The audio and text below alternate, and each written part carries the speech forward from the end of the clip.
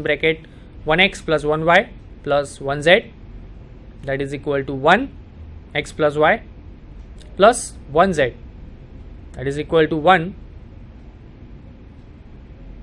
comma in bracket x plus y plus z. Now we use associativity for real numbers, right? We already have a associativity for real numbers. Okay, જૂથનો નિયમ તેને આપણે ગુજરાતીમાં કહીએ છીએ જૂથનો નિયમ. So 1 into 1 comma x plus y in bracket x plus y plus z, that is equal to 1 comma x plus in bracket y plus z. Okay, that is equal to 1x plus 1 y plus z, that is equal to 1x plus in bracket 1y plus 1z, that is equal to x plus in bracket y plus z. Okay, so third condition is also satisfied we have. Now we are going from fourth condition. We want to find identity. That means what? We have x is equal to 1x, we have x is equal to 1x. We want to find such identity such that x plus that identity equal to x. Okay, x is 1x plus suppose AB, that is equal to, we will get 1x. So what is our A and B? Definitely A is equal to 1 because there are only that type of elements in the set such that first coordinate is 1. So definitely we have to take A is 1 and take B is equal to 0. So 1 0, 1 is equal to 1 0. That is our identity element, right, for this vector space. So let 1 is equal to 1 0 belongs to V. For every x is equal to 1x belongs to V, x plus 1 equal to 1x plus 1 0, that is equal to 1 x plus 0, that is equal to 1x. Okay, that is equal to x. So similarly you can prove that 1 plus x is x. We already proved that x plus 1 is equal to x. Similarly you can prove 1 plus x is also 1. So 1 is equal to 1 0 is our additive identity in set V. Okay, now we want to check inverse, additive inverse. Now for each x is equal to 1x belongs to V, there exists minus x. Take minus x is equal to 1 minus x belongs to V, such that x plus minus x is equal to 1x plus 1 minus x, that is equal to, using operation defined in the statement. So 1 is as it is, we have to just add second coordinates, that is x minus x, so equal to 1 0, that is equal to 1. Okay, so additive inverse is minus x, that is equal to 1 minus x. Similarly you can prove minus x plus x is equal to 1. Okay, so minus x is equal to 1 minus x is additive inverse of x, that is equal to 1x in vector space V. So all the 5 conditions for addition is satisfied here, right? First for closeness, second for commutativity in additions, third for associativity, fourth for identity existence of identity, and fifth one is existence of inverse in addition. So all the 5 conditions for addition to be a vector space are satisfied. Now next 5 conditions are for scalar multiplication. So here is the 6th condition. Now here is how we define scalar multiplication. Just I repeat, k into 1x, that is equal to 1 kx. Okay, so 1 is as it is, we have to just multiply that scalar with the second coordinate, right? We have to just multiply that scalar k with the second coordinate. Okay, so we use this scalar multiplication, not a standard scalar multiplication. So alpha into x, that is equal to alpha 1x, that is equal to 1. 1 is as it is, we have to multiply alpha with x, so that is alpha x, and that is belongs to V because alpha x is already a real number, because x is real number, alpha belongs to R, so alpha into x, multiplication of two any real numbers is also real number, right? And first coordinate is 1. So that is belongs to 1, that is belongs to V, vector space V. Now let alpha belongs to R, then alpha into x plus y. So using that definition of scalar multiplication, we will get alpha into x plus y, that is equal to x plus y, we know that 1 x plus y. So alpha into 1 x plus y, that is equal to 1 is as it is, we have to just multiply alpha with x plus y, alpha x plus alpha y, that is equal to 1 alpha x plus 1 alpha y.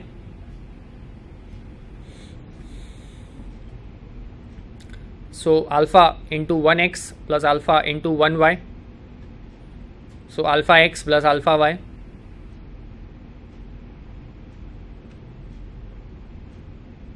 Okay. So satisfied this condition, seventh condition, alpha into x plus y, that is equal to alpha x plus alpha y. Now next condition, next conditions, let alpha beta belongs to R, then alpha plus beta into x, that is equal to alpha plus beta into 1x, it is equal to 1 comma alpha plus beta into x. Okay, 1 comma alpha plus beta into x. So 1 comma alpha x plus beta x. Okay, so that can be written as, that is equal to 1 alpha x plus 1 beta x, that is equal to alpha into 1x plus beta into 1x, and that is equal to alpha into x plus beta into y. So we will prove that, we prove that alpha plus beta into x, that is equal to alpha into x plus beta into y. Okay. Next condition, for alpha beta belongs to R, in bracket alpha beta into x, that is equal to alpha beta into 1x, because x is equal to 1x as a coordinate wise, alpha beta into 1x, that is equal to 1. Just multiply alpha beta with x, so alpha beta into x, that is equal to 1. Now that alpha in bracket alpha beta into x, that can be written as alpha in bracket beta into x, because associative for multiplication in real numbers, that we have already, right? So we use that property, 1 alpha in bracket beta into x, that can be written as alpha into 1 beta x, using the definition of scalar multiplication which is defined in the statement. So alpha into 1 beta x, that is equal to alpha beta x in bracket beta x. So similarly you can prove in bracket alpha beta into x, that is equal to beta in bracket alpha x. That is quite easy using just similar operations. And the next condition, last condition, 1 into 1x, that is 1 into x, that is equal to 1 into 1x, that is equal to 1 into x, 1x, that is equal to x. So 1 into x is equal to x, right? That is also satisfied. Thus all the 10 exams, all the 10 conditions are satisfied by the elements of V. Okay, so here we prove all the 10 conditions to be a vector space, to become a vector space. So this set V is a vector space. Okay, so this question is complete now, and this question asked in 4 marks in this question paper. Question number 2a, that is a question number 2a first question. Here is a question number 2a second question. Solve the system of equations. X plus y plus z is equal to 6, x plus 2y plus 3z, that is equal to 14, and 2x plus 4y plus 7z is equal to 30 by using Gaussian elimination method. Okay, by using Gaussian elimination method. So we have 3 equations and 3 variables, x, y, z, and we have 3 equations, right? So now Gaussian elimination method means we have to convert this augmented matrix into a row echelon form. If suppose in the exam use this word using Gauss-Jordan method, so you have to convert that augmented matrix into reduced row echelon form, up to reduced row echelon form. But here just we use Gaussian elimination method, that means we have to convert that augmented matrix into just row echelon form. Okay, and then you can solve that equations. So here is the augmented matrix A, capital A oblique B, B is a column vector, is 1 1 1 1 2 3 2 4 7, and that column vector B is 6 14 30, right? So we have to try to convert this matrix, this augmented matrix, into a row echelon form, right? So now you know that how to convert a given matrix into a row echelon form. The first leading entry is 1 in the first row. We are trying to make below that leading entry all the elements are 0. So that's why we multiply first row with -1 and add into the second row, and then we multiply first row with -2 and add into the third row. So 1 1 1 6, first row is as it is, second row become 1 minus 1 0, 2 minus 1 is 1, 3 minus 1 is 2, and 14 minus 6, that is 8. Okay.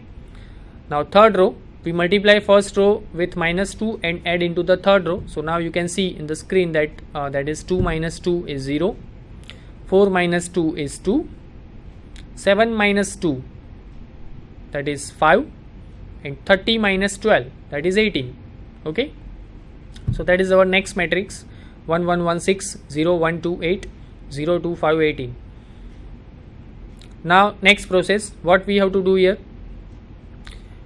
we have first leading entry 1, below that leading entry now we have 0. Now in second row, see in second row what is our leading entry, 1 is our leading entry. Now we are trying to make that leading entry, below that leading entry we want 0 there, right? So what we have to do, we multiply second row with -2 and add into the third row. Okay. So the first and second row is as it is. We multiply second row with -2 and add into the third row. So that is our next matrix.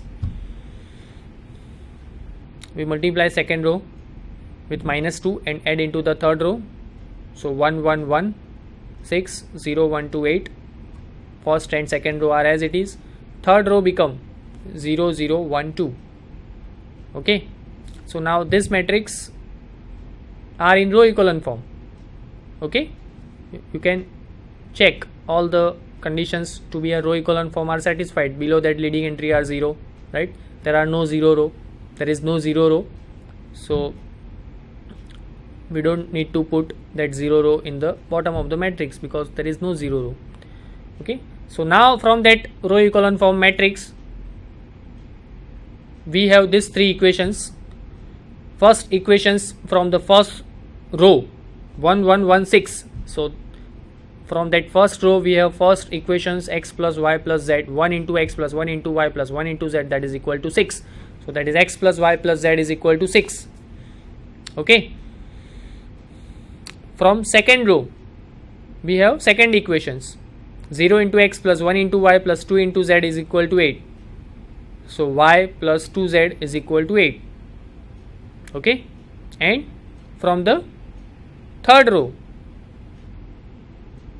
we have third equations, 0 into x plus 0 into y plus 1 into z is equal to 2. So z is equal to 2. Directly we will get z is equal to 2. Put that value z is equal to 2 in the second equation. You will get y plus 4 is equal to 8. So y is equal to -4. And put the value of y and z in the first equations. You will get the value of x. Okay. X minus 4 plus 2. So that is x minus 4 plus 2. Okay. That is equal to 6. So we will get x is equal to 0. Okay. So x is 0, y is equal to -4 and z is equal to 2. So this question number 2a, second question, is complete now. Now we are going from question number 2b1. Question number 2b1. Show that the set S, that is equal to e raised to x, x e raised to x, x square e raised to x in C2 from -infinite to infinite is linearly independent. Okay. So that C2 means set of functions from defined from -infinite to infinite, which is all are continuous. So you want to check that the given set is linearly independent to prove, right? For that we have to use determinant. We know that if set S is equal to f1x, f2x, f3x, three functions, and try to prove that that set is linearly independent or not, try to check that that set is linearly independent or not, we have to check determinant, find the value of that determinant f1x, f2x, f3x, f1 dash x, f2 dash x, f3 dash x, f1 double dash x plus f2 double dash x, f3 double dash x. Okay, and if the value of that determinant is not equal to 0, then the set is linearly independent. If the value of that determinant is equal to 0, the set is linearly dependent. Okay, so we have to use that result. f1x is e raised to x, f2x is x e raised to x, f3x is x square e raised to x. f1 dash x is equal to e raised to x, f2 dash x is equal to x plus 1 e raised to x. This is just simple derivative. Okay, simple derivative. f3 dash x is x square plus 2x e raised to x, f1 double dash is e raised to x, f2 double dash x is equal to x plus 2 e raised to x, f3 double dash x, that is equal to x square plus 4x plus 2 into e raised to x. That derivatives you can check. Okay, that all 6 derivatives, f1x, f2x, f3x, derivative of f1x, f2x and f3x up to second order, so that you can check easily, right? It's quite easy. Okay, use multiplication rule for derivative. So now we find this determinant f1x, f2x, f3x, f1 dash x, f2 dash x, f3 dash x, f1 double dash x, f2 double dash x, f3 double dash x. Put all the values in the determinant. Now you can see our determinant is e raised to x, x e raised to x, x square e raised to x, first row. Second row is e raised to x, x plus 1 e raised to x, x square plus 2x into e raised to x. Third row is x e raised to x, x plus 2 e raised to x, x square plus 4x plus 2 into e raised to x. Now in each column e raised to x will be common. First row e raised to x will be common, second row e raised to x will be common, third row e raised to x will be common. So we use properties of determinant. We common out of e raised to x from the each column. So e raised to 3x will be outside from the determinant, and now our determinant is equal to e raised to 3x into 1x x square, 1x plus 1 x square plus 2x, 1x plus 2 x square plus 4x plus 2, that is equal to e raised to 3x into 1x